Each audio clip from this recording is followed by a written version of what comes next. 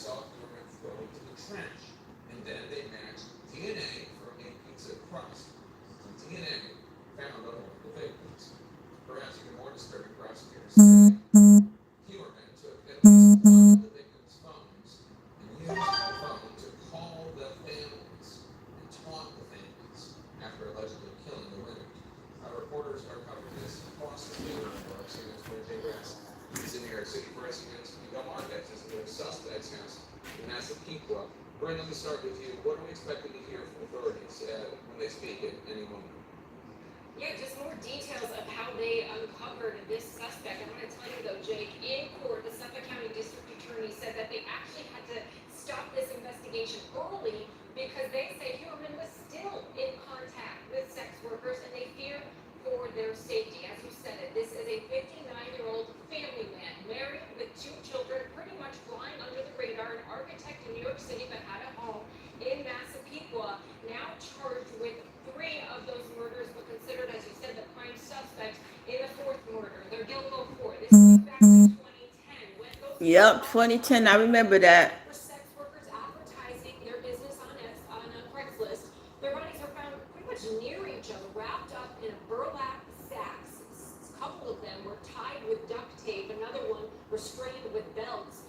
And they basically connected those 4, and then other remains were found. And really, this is a case that's haunted detectives for quite a long time, but it picked up more steam in 2022 when there was a new administration, a new police commissioner in Suffolk County who came from the NYPD. They created a task force, and that's when really this investigation took off. As you said, so much detail of how they found or connect Huberman to these crimes. Let me go again through it. They issued 300 subpoenas. They had numerous search warrants, and This guy's gonna fry. Well, they can't fry him here in New York. We ain't got the death penalty here. the victims' family members. We ain't got the death penalty here in New York. So that's out. So we ain't got the death penalty here in New York. Connected to him as well, and then there is some DNA evidence that they obtained as well. As you mentioned, there were hairs that were uncovered in those burlap sacks. So we're not. They say that pizza crust that they got from a pizza box that Huberman discarded. They also found hairs of his wife in the evidence on those bodies of those women. And according to authorities, his wife and his kids were out of town when these murders were actually done. So just so much detail, and I expect we'll hear more from the district attorney about how they can connect Huberman to these 3 cases, the prime suspect in the 4th, but it'll be interesting to see if he does talk about those other murders that have haunted this area of Long Island. Is he a prime suspect in those cases as well? The science of forensics is just so much more advanced than it was. It's fascinating. Miguel, what did you find out? What more did you find out about the suspect of the massacre? Well, look, this is a case that has both traumatized this area just east of New York City on Long Island and captivated it as well. In all, there were bodies found in this area. It's the Rockets. Wait, and 4 of them now in the that mother I kept inside. Yes, I am. I'm not looking for someone to sleep with. Okay. Charles, please, man, I think I'm on the way. We are. I would like to, but we can't afford it.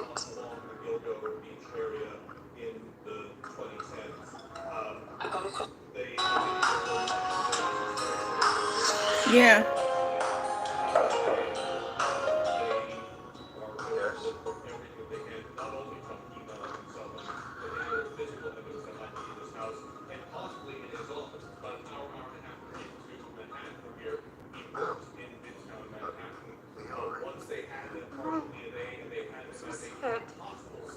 Sleeping down in my room, like I keep hearing sounds.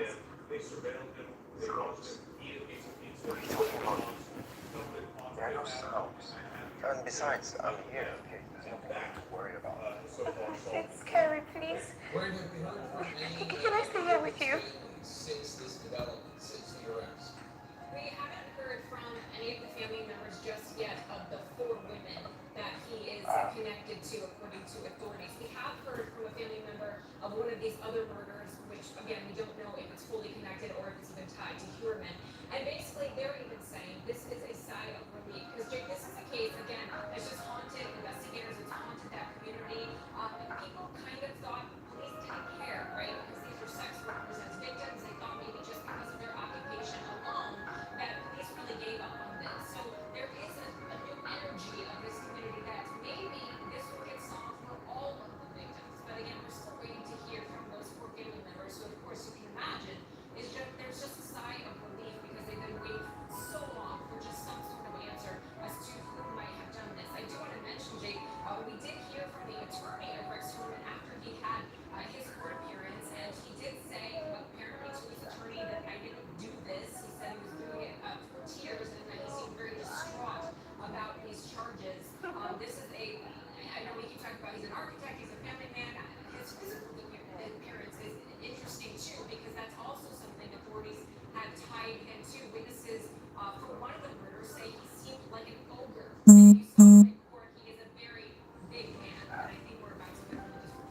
Yeah, let's go live now to Long Island, New York, where the Suffolk County and other law enforcement officials are living out there. Let's listen. It's just astounding. I know. Oh, It's good to see you. yeah, you too.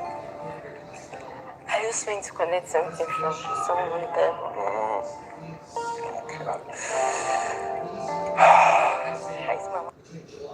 But I'll never give up. I can never, ever give up. Because I believe that one day things are going to change. I'm just happy that you're no longer upset with me. For the next 13 years, their cases went unsolved. Until today. When I took office in January of 2022, I made Gilbo a priority before I took office. I met with the